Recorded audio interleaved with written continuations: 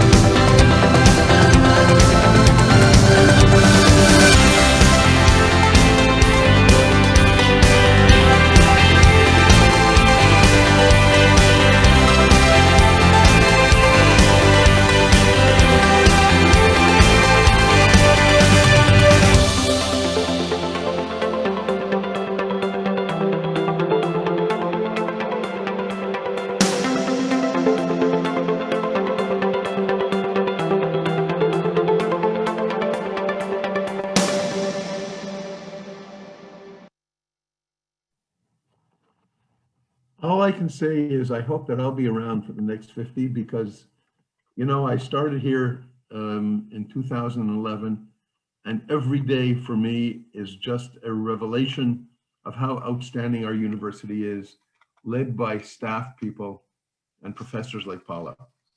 I am thrilled to tell you that we have almost 275 participants registered for today's webinar, almost a record, and we expect even more to watch us live streaming on Facebook like we had last webinar.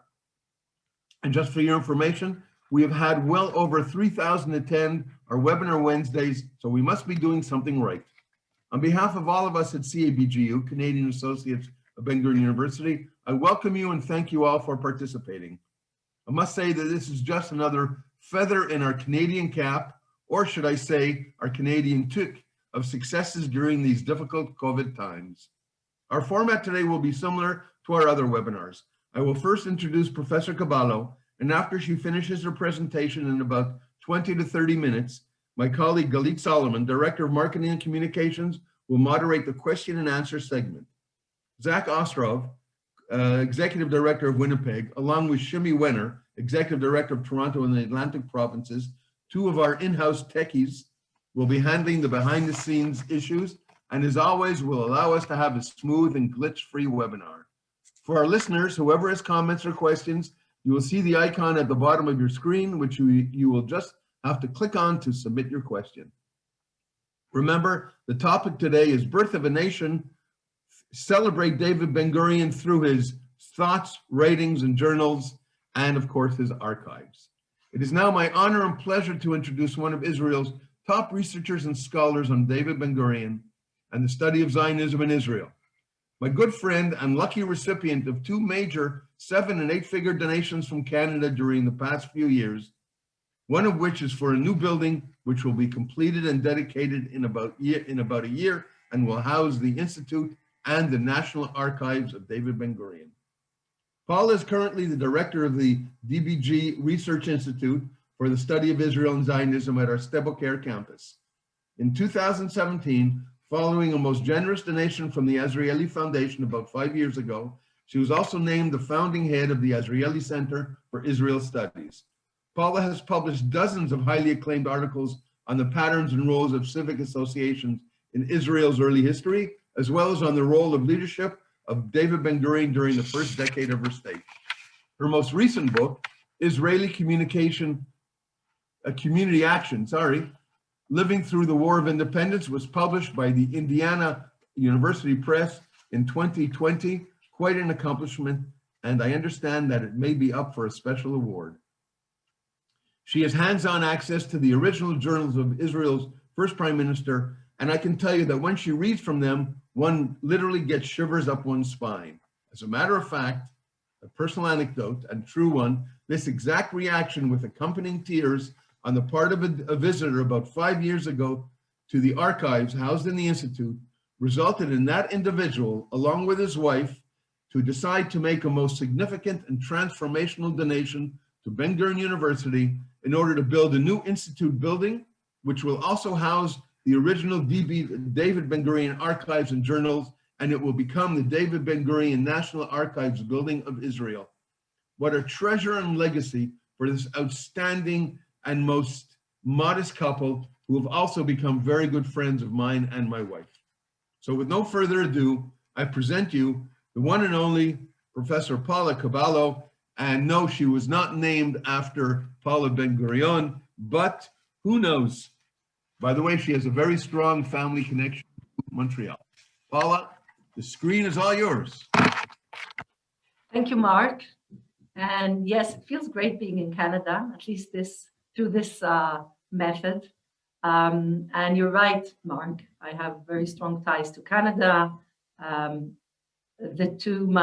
two godparents live in Canada, in Edmonton and in Montreal. And so I guess what I call my backup parents live in Canada. So Canada has been a significant place for me on a personal level. And whenever I come to Canada, and even when I speak to Canadians, I always feel kind of in the family, in the mishpuche kind of feeling. As promised, today is a special meeting because it's not what we would usually call a lecture, I guess. It's more a type of a journey. And the idea is to try and bring you as close as we can to visiting the archives without actually taking the plane and going through all these checks of COVID-19, but actually feel and sense the archives and get a sense of what it felt to be there on the edge of a state and what it felt to be there when the state was already established and was doing its first steps as a grown-up state within the community, the world communities. So let me share my screen with you so you will understand what I'm talking about. So this is our archive today.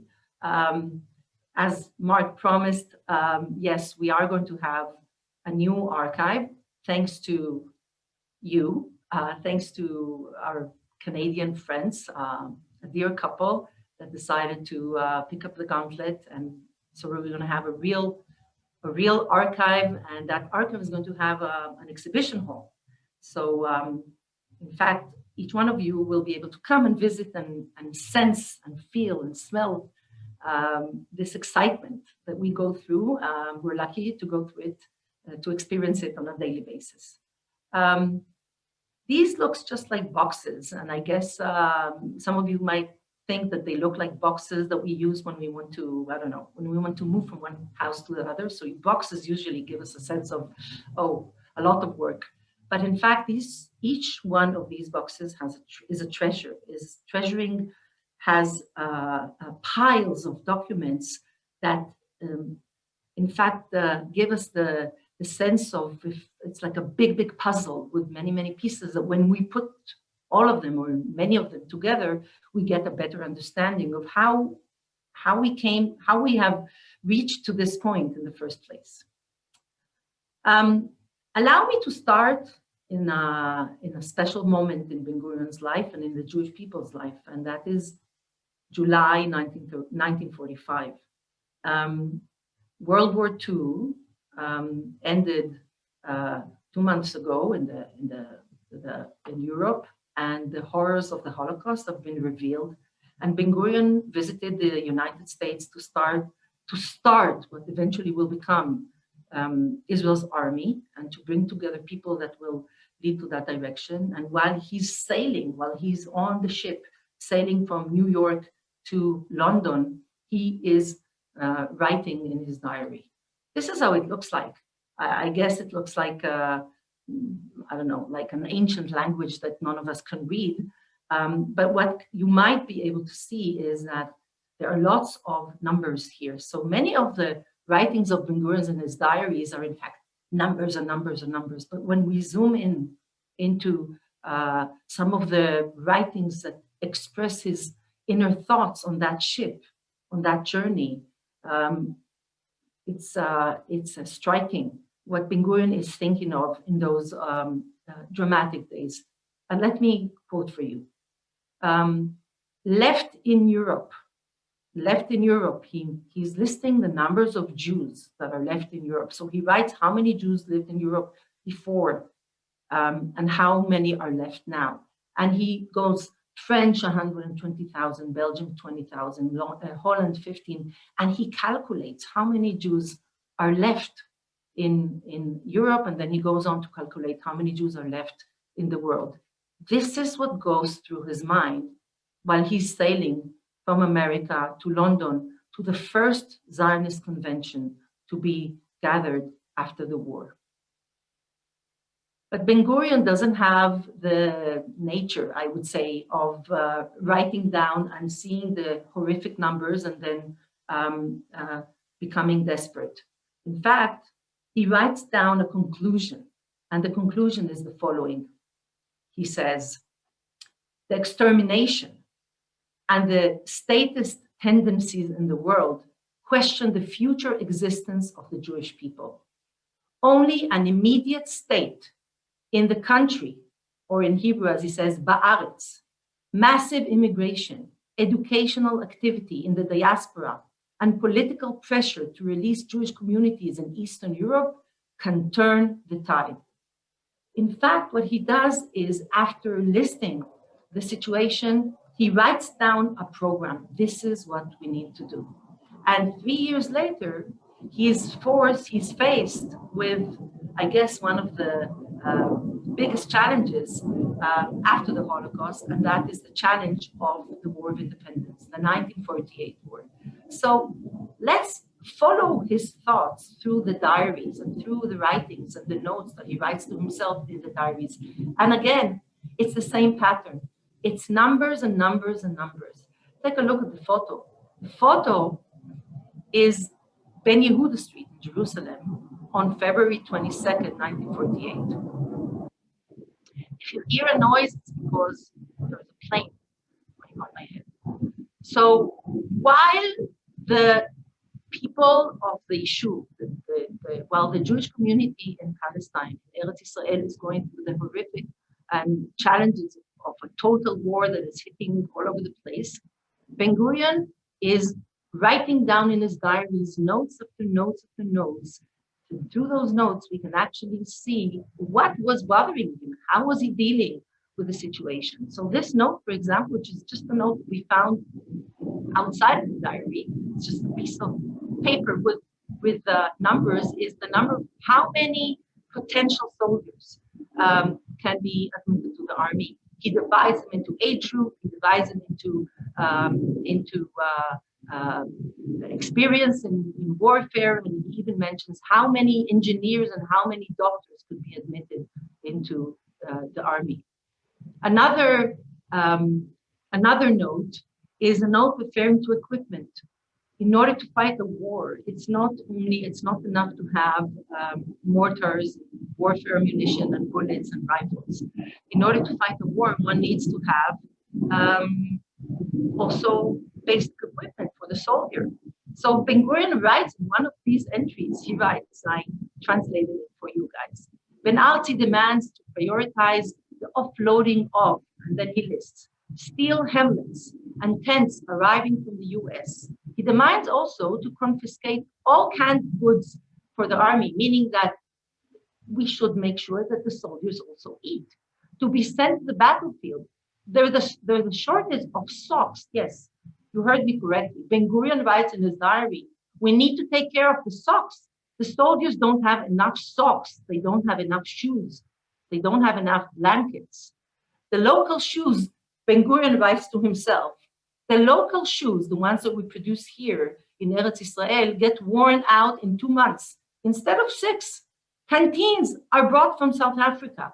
And all of this he writes down when he's on the edge of declaring a state in May 1948, meaning the founding father of the State of Israel did not have the luxury of dealing only with the great declarations or with the high diplomacy.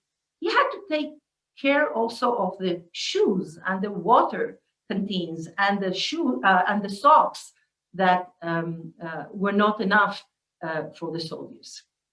This brings us to another thing that was shortage during the 48 war, and that Ben-Gurion is calculating as he moves on from day to day, and this is water. As you can see in the photo, this is a queue in Jerusalem in 1948. This is what was called a water queue. So people would bring all kinds of cans and pots to put water in them, and they would stand in the queue and wait for the truck to come and fill them with water that then they would take home preciously and had to deal with it for a couple of days with that water, those quotas of water. And Ben-Gurion writes down in his diary the quantity of water in Jerusalem at the end of February for the Jewish community. And then he lists 6 sources of water. He says pits that we already have, 3,000 cubic meter. We can, if we use, and he calculates how many cubes, how many liters do we have to use per day in order for us to have enough water for 30 days. And then, but if we cut it in half, we might have it for 60 days. He goes into details as actually saying, if we clean some of the water pits that are not in service, maybe we can add a little bit more. If we adjust some of the non-functioning water pits, we might have even more. And eventually he concludes by writing down, so we have 165,000 cubes, and that will be enough for 165 days. And if we go and if we use it carefully, we might even have water for 330 days. So the prime minister, the founding father of the country, is not only dealing, as I said, with the bigger story. He's actually calculating the drops of water that are available in Jerusalem. What about the Canadian aspect? So, as you might know, Jews, young Jewish people from all around the world volunteered to come, even those who lived in countries wealthier countries and people who were not going to come to live in Israel, that they volunteered to come and take part in the war. And it seems that Ben-Gurion receives a letter from a bunch of Canadian friends. We didn't find the letter. They did not send it directly to Ben-Gurion. They sent it to a friend of his. But we have the answer that he wrote to that person who passed him the letter. And he says, I read the letter of the Friends of Canada. In answer to their question, I would say that if amongst them there are young people who are equipped with the skills of war, let them come here and stand at the gate. With blessings of friends, bebirkat chaverim, David Ben-Gurion. In other words, he says, yes, they are asking me, how can they help? Just tell them to come, we need them. And in fact, in another list of numbers, I found that in a certain moment, there were 240 volunteers who came to assist the war from Canada, specifically from Canada. This is 48 now, and we see that in 48, the making of the state is dealing with issues of drops of water and shoes and socks, and how many soldiers do we have and how many bullets do we have. But what happens 10 years later? I want to continue with the journey, but I'm going to take the liberty and jump 10 years ahead. And I want to, from all the topics that I could share with you while thinking of Israel 10 years later, the making of a state, I thought that it would be interesting for you as Canadians who are familiar with multiculturalism, who are familiar with the idea of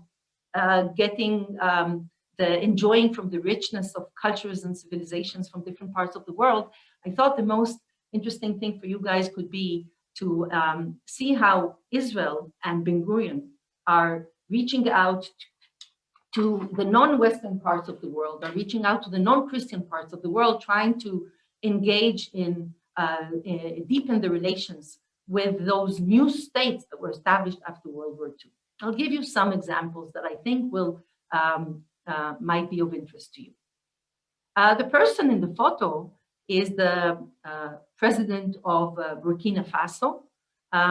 He's one of many African leaders who arrived in Israel since the late 1950s and throughout the 1960s.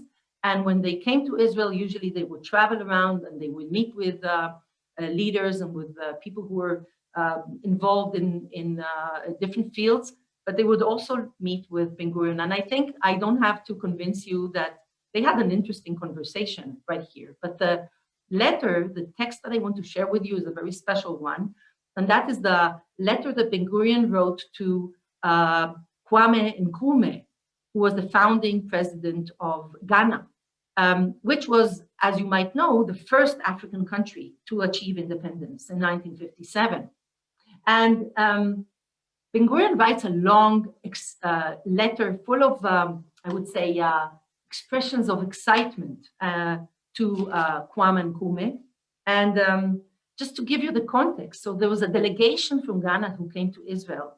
And Ben-Gurion writes to Nkrumah, I met with your delegation. These meetings confirmed me in the conviction I already had, namely that Ghana's independence is not an end, but only the beginning.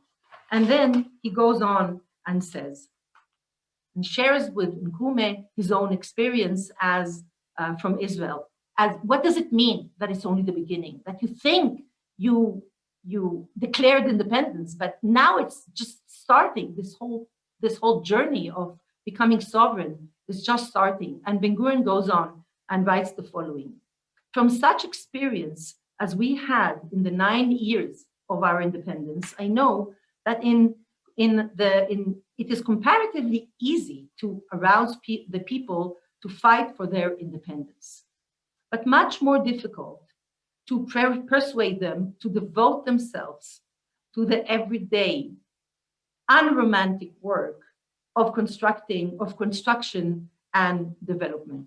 In other words, Ben-Gurion is sharing Nkrumah with difficulties, what it means to, to actually make this happen, to create a society, to create a functioning governance, to create a functioning community.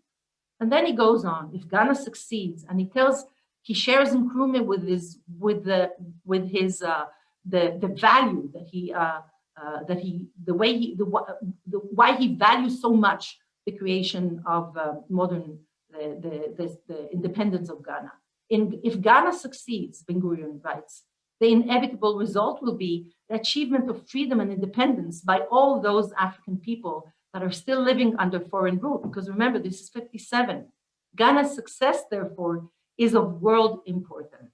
And only at the end, he writes to him, in a delicate way, I have to say, he says, we are a small state and a small people, but we have considerable experience, and whatever we can do by advice and guidance to help you in developing agriculture and industry, and especially in educating your youth, we shall do with all our hearts.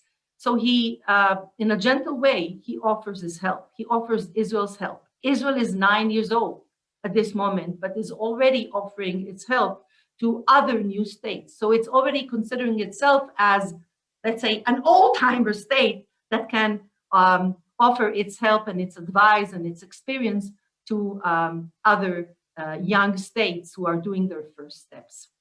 Another aspect of the relationship has to do with the more, I would say, intellectual or spiritual or maybe cultural aspects of this connection of Israel with the countries outside of the West, what I call the non-Christian countries or the non-monotheistic countries. And one interesting encounter was the encounter between Ben-Gurion and Krishna Singh, which was from the Nehru family. And she was an author, an activist, an intellectual, very prominent Indian political activist who was involved in the shaping of India after independence. But she was also the sister of Nehru, who was the first president of independent India. And she came to visit in Israel in 1958. And as we can see from the photo, she meets with David Ben-Gurion. And then she writes him a letter telling him how significant this meeting was for her and how she enjoyed her visit. And it's interesting to see what Ben-Gurion chooses to send her in his words back to her. I need not tell you how much I share your fervent hope that our two countries become friends in the near future, because India and Israel did not establish relationships, by the way, till the early 90s, but they had these informal contacts. One of your countrymen, he goes on and says, Professor Basu, a mystic disciple of the yogist, told me when he was recently here that he believed that the only two countries which could save the world are India and Israel. I wish I could subscribe to Professor Basu's rather exaggerated evaluation of Israel, he says, but I certainly have no doubt that India could make a very great contribution to the strengthening of peace in the world if her representatives were in practice, to follow in the paths of Gandhi, not by adopting the spinning wheel, but in approaching every international problem with the same genuinely human approach that was his. I don't know how many of you have visited Ben-Gurion's desert home here. It's 3 kilometers from my house. I actually walk there on a daily basis in my daily walks. And when you visit, but if you haven't, you should. I invite you to come to Israel when all this pandemic is over and come and visit. And when you visit the house, don't forget to go into his bedroom, because in that humble, very simple bedroom, other than the pile of books near his bed, in front of his bed, there's only one picture hanged in all of the walls. In the wall in front of his bed, there's the picture of Gandhi. So when we woke up in the morning, he saw Gandhi. When he went to sleep, he saw Gandhi. And I asked myself many times, why is it? And people ask me all the time, why Gandhi? And I think here in this personal letter, we receive a hint, and we actually get the evidence. And in fact, Ben-Gurion valued Gandhi. He valued his leadership. He valued his personality. And in a way, let me add, of course, it's my subjective perspective, I think he envied him a bit, because I think he would love to be able to lead his people to independence and to these achievements with that vision of non-violent and non-battlefield approach. It's interesting to see this encounter, and it leads us directly to one particular letter, but it represents many other letters in the archives that deal with Buddhism. Because Ben-Gurion was not only fascinated by the culture and the diversity of the culture and the nature of the leadership, he was actually curious about the infrastructure, the sources of those civilizations. If you're not familiar with the photo here, let me just tell you that this is Ben-Gurion in Burma in 1961. As he was he was going to spend 10 days of retreat and meditation in a Buddhist monastery. And this is what he did. And he spent the days there, and he learned, and he reflected, and this is something that he asked his friend, the founding leader of Burma, Uno, to arrange for him. And he came especially for that. And that was the main purpose of that visit. Anyhow, while he was there, and the newspapers in Asia write all about it, he receives an interesting letter from a person from Sri Lanka, at the time of Ceylon, from the city of Colombo. This person, his last name is Apuhami, and if you're not familiar with the name, it's because he was not a famous person. He was a taxi driver, and he writes to Ben-Gurion the following, just to give you the sense of it. He says, as a devout Buddhist and a poor but humble taxi driver operating in the city of Colombo, I beg to crave your honor's indulgence to address this humble communication and may your honor be pleased to accept the valuable Buddhist. And then he sends him a book he sends him a book because he realizes that he's interested in Buddhism. And then he actually shares with him his astonishment. He says, we're not used to see leaders taking vacation in Buddhist monasteries. Usually we're used to see leaders taking vacations in hotels and fancy places. And he's puzzled by this choice, and he wants to understand what is this attraction of Ben-Gurion to Buddhism.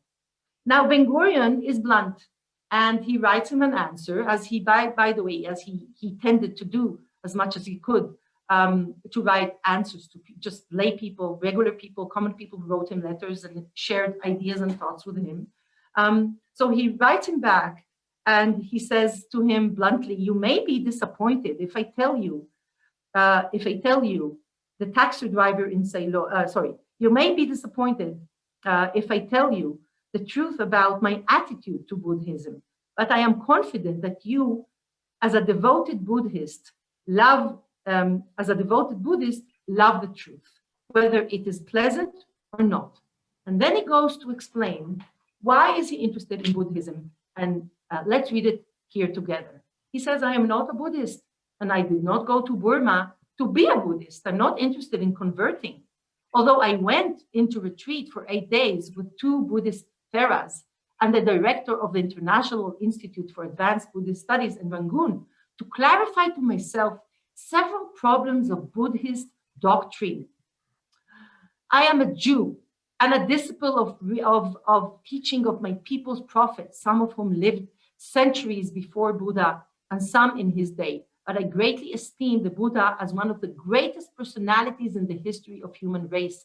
And I appreciate the influence of his noble teachings on hundreds of millions of people in Asia.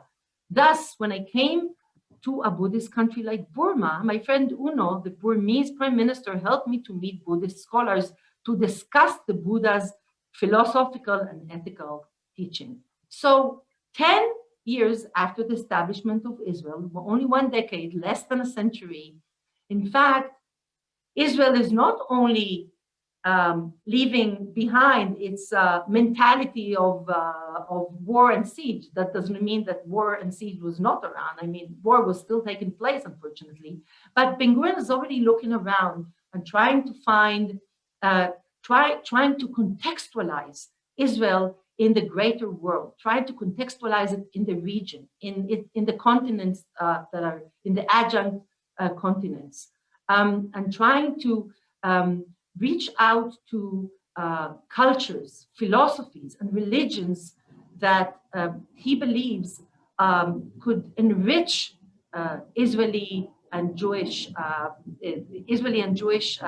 thinking and understanding of the life and the world. And he also writes in various places that, in fact, he believes that Israel has to invest in the connections with the non-Christian world, because first of all, we take it, of course, Europe is nearby and we will have connections with them, and we are establishing connections with them, but there are many people living in those parts of the world. But he also says there's something about the fact that there's not this tension between Judaism and Christianity, and there's kind of a blank page that we can start the relationships based on that. But most of all, he was curious about that civilization, those ancient civilizations, and he saw many similarities between them and the Jewish civilization.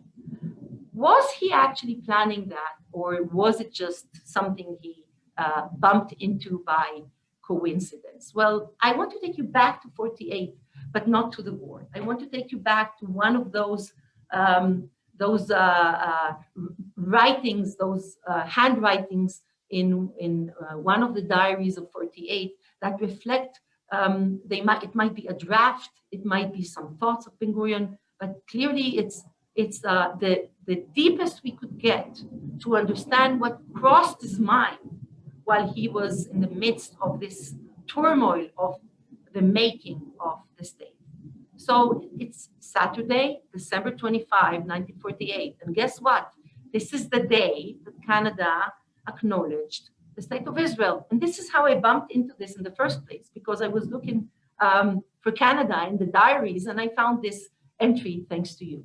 So I'm taking just a little part of it and I will conclude by reading this out loud to you. And he says the following. He says, our generation has gained greatness because this is the end of the war and Israel won the war and it's declared and there is a state. So yes, our generation has gained greatness, but shouldn't sing songs of glory to himself, to itself, meaning to the generation, because we have not realized our project. In fact, we are only at the beginning. We should also be humble, and it is appropriate for Israel to be humble because we stand on the shoulders of our predecessors. And it is only because of this we have reached this peak. We should keep going in our special path, not by detaching and isolating ourselves from the world, but also not by imitating and subordinating ourselves to others.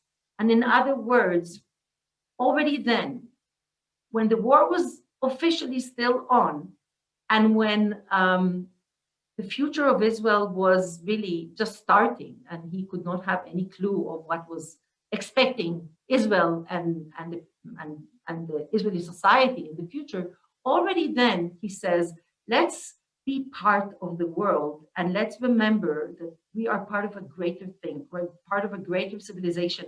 Let's not tell ourselves that now because we won the war, we're the best and we're done. We're just starting now. And not only that, the fact that we gained our dream of 2,000 years doesn't mean that we have finished our work, but also doesn't mean that we're so amazing. It only means that we are a chain we are one ring in a chain of generations, and we have fulfilled our goal, but we have to be a strong ring in that chain of generations to make sure that the future will enjoy our doings and that we remember to learn from others as well as preserve our uniqueness and teach others. So I think this is a nice quote of Ben-Gurion to conclude our meeting today with this optimistic and wise tone of the founding father. Thank you. Paula, thank you so much. It's incredibly fascinating to sit here and listen to you tell his story. And obviously you are one of the people in Israel who knows the man and the vision quite well, because you are who you are. So thank you so much for that presentation. You know, you took us through a range of emotions and extremely enjoyable. Before we launch into the Q&A part, I'd like to remind everyone who is joining us today that you can drop your question into the Q&A box just at the bottom of the screen there. We've got 2 already lined up. I'm sure there are more on the way. I'd like to begin actually with where you ended in that presentation with that letter. And you know, Ben-Gurion saying, we are at the beginning here. We're 73 years ahead now, let's say, from the start of the state of Israel. Yom Ha'atzmaut celebrated last week, not only in Israel, but around the world as well. It's a big celebration for many of us. So I'd like to ask you about what you think Ben-Gurion would think had he been here with us today and looking back at the last 73 years. Okay, so I won't, there's this phrase, there's a saying in the Hebrew, אני לא אעשה לעצמי הנחות. I will not discount myself. I'm not going to discount myself. I'm going to make an effort here, and I'm going to look at the half empty glass, and then I will look at the half full glass, okay? That's the deal here, okay? So, if there's something that I can say for sure, of course, let me open by saying, I can say whatever I want, right? Because he's not around to correct me, right? So, and I've been asked so many times, what Ben-Gurion would say on this and what he say on that. And at the beginning, when I was younger, it used to embarrass me, and now it doesn't embarrass me anymore. I just say what I think he would have said. So, you know, you can agree or not agree, that's okay. I mean, it's just a speculation. But from my encounter with Ben-Gurion's views on the political system in Israel, we know that he disliked the political system. He thought our system, meaning that he thought we need to change the system. That I won't go into all the details because it's quite boring, but the fact that we have this proportionate system and that we have to create coalitions, that creates fragility to the government. And Ben-Gurion did one of his biggest failures as a politician was to change this. He tried to change it to a more, not a presidential system, but more, he wanted to use the regional system of Great Britain. So he wasn't happy with it. And it's not only about the system, it's about the results of the system, that it creates polemics, it creates instability. So of course, I mean, living in a country that is going through 4 election campaigns in 2 years and is going, I don't know what's going to happen next. Clearly, if Ben-Gurion looks at us from above, he definitely says, I told you, okay? This is something I'm sure about, okay? Now, at the same time, I can mention at least 3 things. Let me mention 3 things that I'm sure that he would be satisfied and even proud. And that is water desalination, meaning that Israel solved water problems. And that is solar energy, or Ben-Gurion used to call it, the problem of water and the problem of power, okay? So the fact that we are doing more and more renewable energies, and the fact that there are more and more companies in Israel, there's a lot of know-how, the fact that there's research, the fact that the whole world is leaning on that research, the fact, by the way, here at Ben-Gurion University, the research that is done on solar energy, the pioneering research of David Feynman and others from Ben-Gurion University. So I have no doubts that Ben-Gurion would have said, I told you, but now in a positive way. And another thing that I think he would be satisfied, but not thrilled yet, but just satisfied, is what we have achieved in the Negev. And the fact that we have a university in the Negev, the fact that the Negev has become, I would say, a center of innovation and creativity, and the fact that we, myself, the Negev residents, are very proud of living here in the Negev. So I think this definitely, you would look at us and say, well done, continue like this. I want more people. But yes, so this is in a nutshell, of course. And you know, a parallel question to that one, because you know, I just began working with Canadian Associates of Ben-Gurion University about 5 months ago, but it's amazing to see the incredible work that's come out of the university and really the impact that it's having on the Negev region as well. Can you tell us how you know, how would he react to the establishment of the university and how far it's come as well? So again, I have to say, you know, only the truth.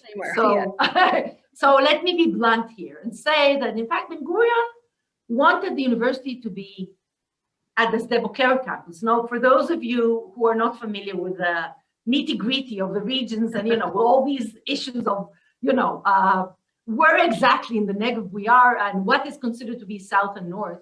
Well, Ben-Gurion was clear that he thought that the center of the Negev, or in fact, the center of the country, is the part of the Negev where I am talking from right now, which is where he chose to come and live, which is the Kibbutz Sde Boker right here, which is 50 kilometers south of Beersheba. So he considered Beersheba to be the far north. Let me say something. I think he was wrong in this one. I think it was a smart thing that the main campus is in Beersheba, the Marcus family campus is in Beersheba, because Beersheba is the bigger city. That's a metropolis. So if he would come to Beersheba, I think he would not believe.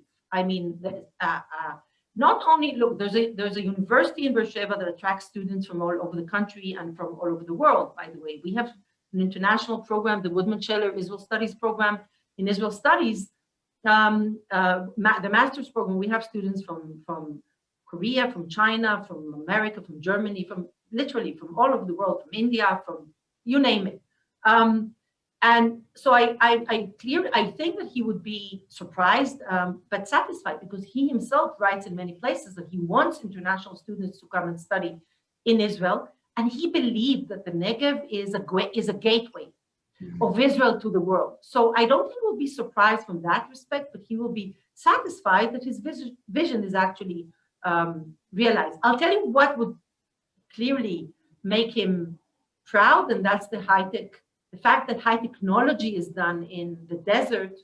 I think that's a big achievement that many of us are proud of today, and the fact that there's the cutting edge of knowledge comes from the desert. I think that's something that in a way connects us to Moses, right, to the Jewish people. Mm-hmm. So I think that has those deeper layers that goes beyond just being proud of, you know, where I live and what we do. Is it feels that it connects us to the role of the desert in our ancient history as a place where we actually became a nation. Sure. And even the water technology, you had mentioned that, the way that water technology has evolved and just some of the solutions that have come up, because water is a huge issue in Israel. And I think here in Canada, we might not necessarily understand it to the same extent because, you know, we've got great fresh lake waters that really do help in that sense. And so it takes a moment to sort of take a step back and say, yeah, in Israel, it's 60% desert, right? So it is an issue. We're gonna take some questions now. So we're gonna start with the very first one. Anonymous attendee asks, we've heard much about Ben-Gurion's interests in China, India, and Buddhism, but why do you think that Ben-Gurion was so pulled to Buddhism? And are there many Buddhists in Israel today? So this is an interesting. In fact, I would say this question echoes some of the reactions that Ben-Gurion had while he was attracted to these topics. In fact, he was also criticized by people from Israel that would say, what, are you going to convert? What's your story, Ben-Gurion? What's going on here? You're our founding father. So no, that wasn't the issue. I mean, he was not going to convert, and in fact, he didn't think others should convert. He didn't consider it at all as I would say, as an alternative culture or spiritual ground for Israel. Not at all. Ben-Gurion was very Jewish in his identity. In fact, he leaned on the Bible on a daily basis. He quoted from the Bible. He used the Bible in a very even naive way, I would say. I mean, when you read his speeches and his lectures, the speeches and his articles, he quotes from the Bible as kind of I don't know, as like a legal frame for the making of the state of Israel, in a way that today usually leaders do not do, even religious leaders in Israel do not do. So then, what was the purpose of this attraction? Why was he attracted? So let me list a few reasons. I will start with the more realpolitik ones, right? So first of all, he said, here we are. Israel is in Asia. We're part of this continent. And Africa is around the corner. I mean, we are part of this part of the world. So unfortunately, we cannot, at the time when Ben-Gurion was the prime minister, Israel did not have peace agreements, right? So he said, unfortunately, we cannot establish ties with the Arab world around us, but at least we could reach out to the region. This is our context. So let's be part of this regional context. That's number one. Mm-hmm. Number two, he said, there are lots of people. This is a significant part of the humankind, the population of the world. Look at the millions and millions of people who live there. We want to be part. We want to be familiar with that part of the world. We want to be friends with that part of the world. So that's realpolitik. That is saying, Israel doesn't have many friends. It will have to deal for many years to come with the issues of war and tension. So at least let's reach out to other people where we believe we can find friendship. But then he was also attracted by the depth of those civilizations. Mm-hmm. In a way, he found parallels. Now, I'm sorry, I cannot say anything intelligent about these topics because I'm not familiar in these topics, unfortunately. But I can reflect to you his fascination and the fact that he compared. He talked about how these countries like Israel lean on these very ancient roots and continue to drink from those cultural and spiritual sources, and at the same time they are going through a process of modernization. So right. He saw parallels, and he believed that these parallels could bring us together in a natural way, which, by the way, we see it today. Israelis, we see it today. Right. There is a connection there because of that. It makes sense. Yeah, absolutely. I never thought about it that way. Another question comes to us from Ernest Simon, and he asks how the Ben-Gurion archive is stimulating Ben-Gurion research in the world and at the Ben-Gurion University specifically. So tell us a little bit more, about maybe the Institute as well, and we'll take it from there. Okay, so I'm smiling, of course, when everybody asks me about the archive. It's my favorite place in Israel. I hope no offense. I mean, the Kotel is important, of course. Masada, Tel Aviv is probably important too. But if you ask me, after I retire, what I'm going to do, I'm going to sit in the archives all day. That's right. My plan. So the archive, we use the archives for teaching. And one of the things that we're lucky to do is, when we teach history, in fact, we historians, when I refer to historians in general, not only Israel studies historians. Historians in general, we always have to use secondary sources to delegate the past to the present day students. And there's always some mediating price here, right? There's this gap, the mediating gap. And when we use the archives in our teachings, in fact, we cut that mediation. And in my courses, as well as many other courses that take place here at the Institute and also at the university, I actually tell the students, here's the deal. the first part of the meeting, we're gonna discuss the topic through my mediation. I'm gonna give you my lecture. Second part of the meeting, we will read the text together. Not only we will read them, I'm not even going to select them for you. We actually open the boxes and find, and I'm telling, I take the box from, I don't know, from June 67 or from November, from 51, okay? And I said, let's see, what do we find here? And they are the ones who find they are the ones who find the answers to their questions without me mediating, because there are all kinds of documents there that reflect not only Ben-Gurion's view, but also his opponents, and also lay people, common people. So there are enough narratives encapsulated in this direct contact with the archives. So we actually do it the answer is we actually use the archives in our daily teaching, and it's fun. I'll bet. It is fun. Yeah, the students love it, but the teachers love it too.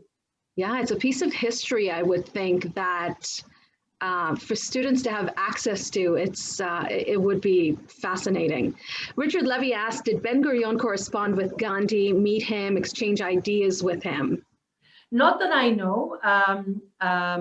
As far as I know, he didn't have direct connection with him, but he was, he did not miss an opportunity to speak with people who came, Indian delegates or intellectuals who came to Israel, and to ask them about him, and so I did not find, the archive is full of documents, so I cannot claim to know all the documents. As far as I know, I haven't seen any direct contact between them. I did find him in the writings and in the reflections of Ben-Gurion in various places in the archive. And especially the photo in the bedroom. It's such an intimate place to have a photo of a leader who, India became independent in 47, Israel in 48. So, I mean, the timing was very similar, and the conflict seems similar as well in many ways between the Hindus and the Muslims when you compare it between the Jews and the Arabs in Israel. Samuel Crickler asks, and this is a difficult and controversial question, so he warns us. Do you think that Ben-Gurion's decision to sink the Altalena was justified? I'll tell you, if I have a presentation without Altalena, I feel frustrated. So thank you for this question.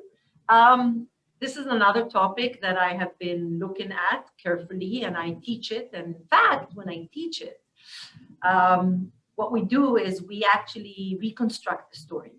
So we take the documents and we follow what happened. It's like creating the timeline of what happened minute after minute.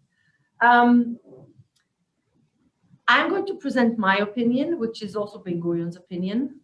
This is my opinion. And of course, no one has to agree with me on this. And I think that, unfortunately, with all the horrific consequences of that, I think the Altalena had to be stopped before it arrived in the shore.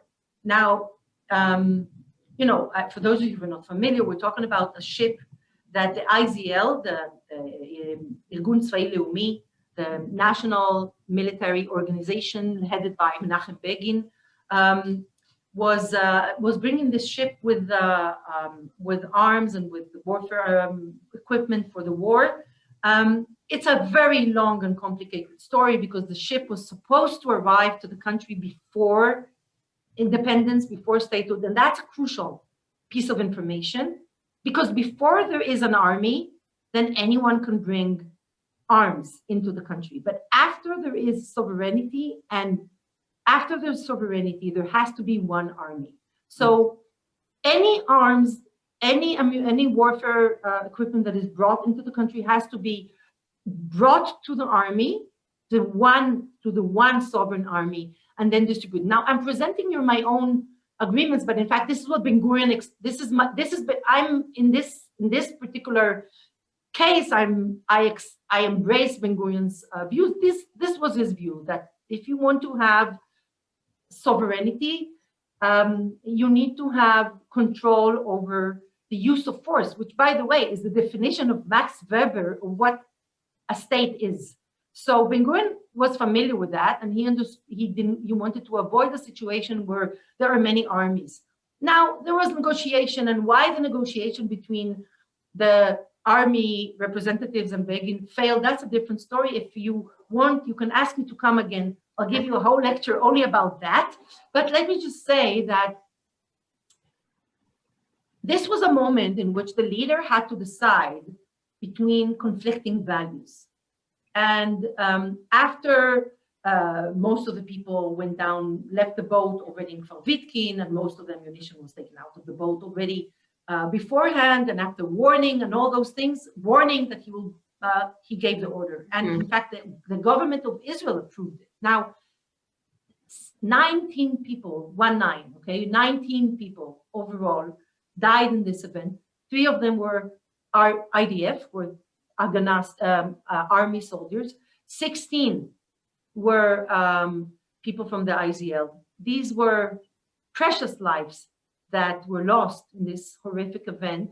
And this was one of those terrible decisions that a founding leader has to take when he has to weigh a moral decision on the one hand and what he considered to be the only chance to maintain the delicate sovereignty of the state to the future to come, which is to have one army.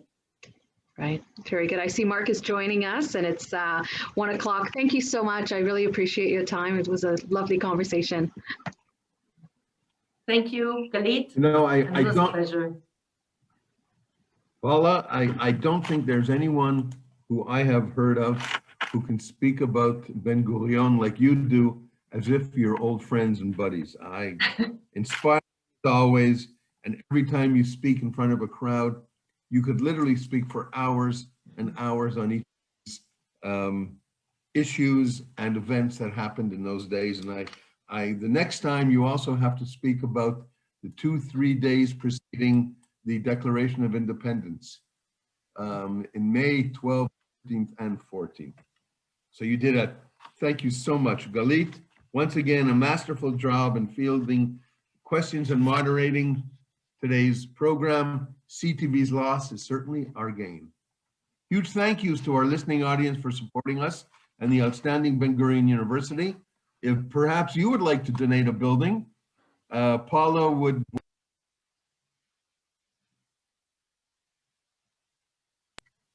As we would as well to the general campus.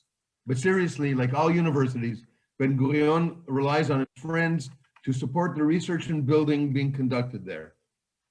So if you are interested, contact one of our executive directors or me. I would really like to thank my staff across Canada, as well as my national lay leadership, both of which know to be the best of any other Israeli-based organization in Canada, Amare Uska Ad Mare, from sea to shining sea. My 4 years of Latin in high school every so often comes into advantage. Please check out the registration for our other upcoming events on our website. And we were hoping to announce something very special today, but just stay tuned. The contract should be signed, and then we will announce our upcoming national virtual event that is going to happen in July. So stay tuned. On May 12th, join us for our next webinar Wednesday entitled Survivors of the Shoah, featuring one of Israel's and the world's foremost authorities on the Holocaust and Professor Emeritus at Ben-Gurion University, Professor Chana Yablonka. Once again, I'm very proud to announce that our very own Simon Ben-Simon, Executive Director of Montreal and Ottawa, in conjunction with our French-speaking colleagues in Belgium, Switzerland, and France, has spearheaded a webinar called Return to Casablanca, Retour à Casablanca, featuring Professor André Levy. Just as an FYI, when you receive the email notice, the picture used of a Moroccan family wedding was the actual photo taken at Simon Ben-Simon's parents' wedding in Casablanca in 1953. So this, to a historian like Paula, is a grist to the mill. Paula, again, you were delightful. Thank you so much. And to everyone who joined us, I wish you a COVID-safe 3 weeks. Wear masks and keep distancing. By the way, today in Israel is Theodor Herzl Day. So Chag Sameach to the day in Israel commemorating the life of the original visionary of the state of Israel, Theodor Herzl. Merci beaucoup. Toda rabba. Again, Paula, fabulous. Thank you all for listening, and we'll see you in a few weeks. Bye. Mark, Thank you over all. and out. Thank you all.